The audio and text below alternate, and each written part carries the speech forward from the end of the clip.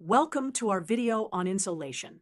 Insolation is the amount of solar radiation that reaches the Earth's surface. The term insolation comes from incoming solar radiation. Understanding insolation is critical for climate science, agriculture, solar energy, and many other fields.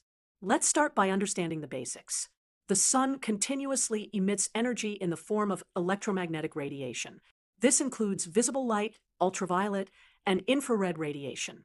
The Earth receives only about 1/2 billionth of the sun's total energy output, but even this small fraction is enormous, about 173 quadrillion watts.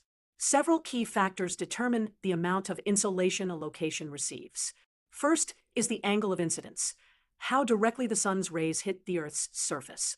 When the sun is directly overhead, the energy is concentrated in a smaller area. But when the sun is at an angle, the same amount of energy is spread over a larger area, reducing its intensity. The Earth's seasons are a direct result of varying insolation patterns. Our planet is tilted on its axis at about 23.5 degrees, and this tilt remains fixed as Earth orbits the sun. During summer in the northern hemisphere, that region receives more direct sunlight and longer daylight hours, resulting in higher insolation. Meanwhile, the southern hemisphere experiences winter with less direct sunlight and shorter days, resulting in lower insolation. Latitude plays a major role in insolation patterns. The equatorial regions receive the most direct sunlight year-round, while polar regions receive the least. This is again due to the angle of incidence. At the equator, the sun is more directly overhead, resulting in more concentrated solar energy. However, it's worth noting that during their respective summers, the poles can receive more total daily insolation than the equator because they experience 24 hours of daylight. The Earth's atmosphere has a significant impact on insolation. As solar radiation travels through the atmosphere, it gets attenuated, meaning some of it gets absorbed, reflected, or scattered. Clouds are particularly influential, as they can reflect a substantial portion of incoming solar radiation back to space. Various gases and particles in the atmosphere also absorb certain wavelengths of radiation.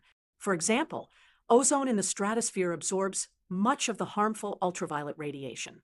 Understanding insolation patterns has many practical applications.